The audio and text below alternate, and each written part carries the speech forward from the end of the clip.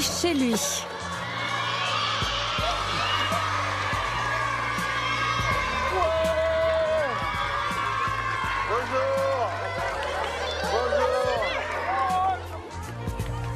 Et entre ces murs où il a lui-même été écolier, Danny Boone est bien plus qu'une star de cinéma. Il reste avant tout l'enfant du pays. J'ai redoublé 8 fois. Et j'ai fini en CM2, j'avais 18 ans. Car malgré une carrière qui a fait de lui l'un des artistes préférés des Français, Danny Boone n'a jamais perdu le Nord. Le bon méfond en Armentières, avec marqué Armentières, pauvre mais fier. C'est la devise. Et a toujours fait de ses racines une source d'inspiration ou le décor de ses plus grands succès. Non, j'ai rien, Juice. Ah, je vous assure, vous vous exprimez d'une façon très particulière. Hein. Parce que je parle ch'ti, c'est ça? Pardon? Je parle ch'ti, quoi. À 59 ans, le ch'ti réalise aujourd'hui son rêve de gosse en faisant son grand retour sur scène et nous embarque avec lui dans un voyage dans le temps. Pardon, je suis en retard. Vous êtes en retard, j'allais le dire. Il y a un mot. J'en ai toujours rêvé. Hein. Ma mère. Ça va. Ça sent le vécu, on va s'installer. Mais c'était ma classe, ça, le CM2. Mais vraiment? Ouais. CM2. Monsieur Roel, où est le radiateur? J'étais assis là-bas. Bah ça va, on vous a mis pas trop loin. Bon, très bien. Quel genre d'élève, tiens, vous étiez quand vous étiez dans cette classe? Dans cette classe-là, j'aimais beaucoup Monsieur Roel. Je me souviens très bien de lui. Alors, je peux vous dire, j'étais en dessous avec Madame de Noyel, ensuite Monsieur Debert, ensuite... Vous les avez tous retenus? Oui, bien sûr, hein. Pas vous. Il faudrait que je réfléchisse quand même un peu. J'ai commencé à faire l'andouille chez Monsieur Segar, à faire le clown en classe. CM1, c'est ça? CM1 et CM2 aussi, mais quand il fallait travailler, je travaillais. C'est ça, il y avait des bonnes notes quand même? Les matières qui m'intéressaient, ouais. Et c'était quoi les matières? Je n'y en avais pas. Non, si, le français. J'adorais le français, l'histoire, le dessin. J'étais très bon en dessin, voilà, en sport. Quelque chose de plus littéraire. J'étais plutôt littéraire. Moins J'étais pas très scientifique. bon en maths, ouais, Non. ouais. Non, moyen. Quand vous étiez ici, on lisait quoi sur les bulletins? Ah, ici, non, c'était bien. C'est après au collège que des Rousseau. Qu'est-ce qu'on lisait au collège? C'était pas terrible, ouais.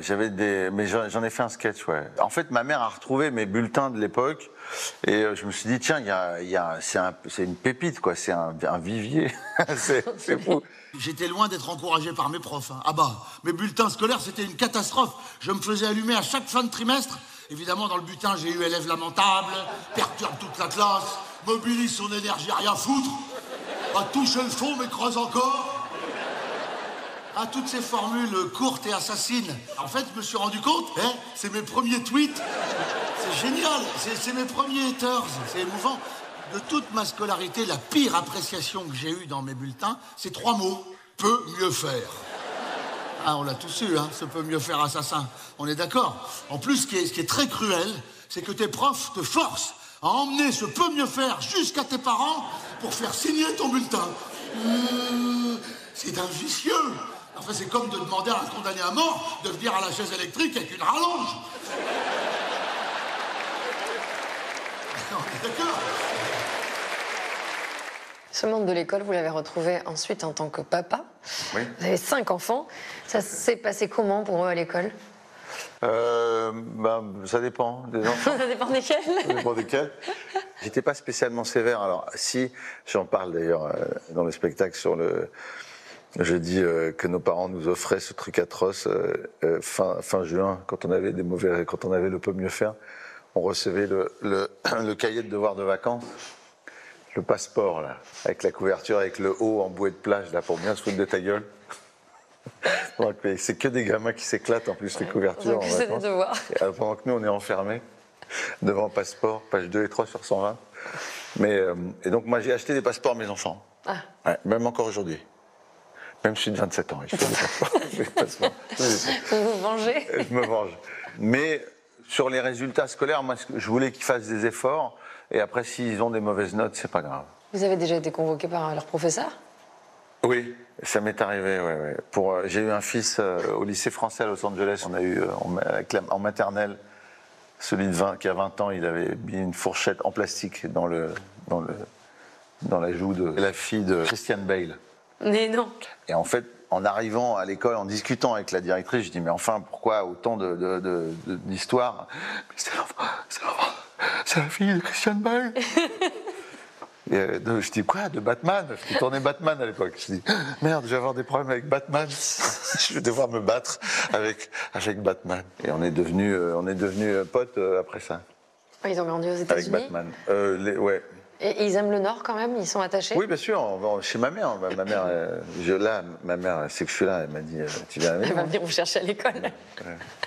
Non, je vais chez elle après pour déjeuner. Ouais.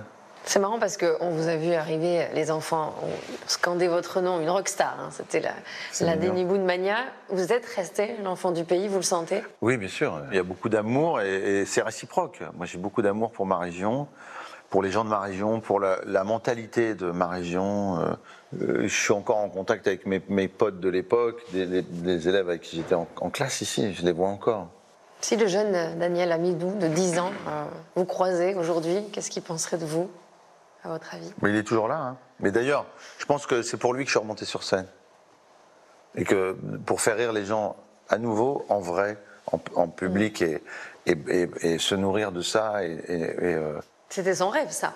C'était le rêve de gamin, c'était que ça. Pas le cinéma, c'était de faire rire. La morale, c'est de croire en ses rêves? La morale, oui, il faut croire en ses rêves, ouais. C'est important. Et de dire que c'est possible. Bah merci, Danny Boone. Merci, vous savez, on a terminé en musique. Okay. Je ne sais pas s'il y a une chanson qui vous rappelle votre enfance, tant qu'à faire. Ah oui, il faut la choisir. Ah, bah oh là là, ah oui, c'est vrai. Alors, mon adolescence, alors, je vais mettre... Avec la mer du Nord. Voilà. En dernier terrain vague. Ça, c'est l'adolescence? Ah bah ça, moi j'écoutais Brel, j'écoute toujours Jacques Brel, et cette chanson, j'écoutais ça en disant mais c'est tellement ça, c'est le Nord. Oui, évidemment. Merci beaucoup. Merci Isabelle. Écoutez-le chanter, le plat pays qui est le mien.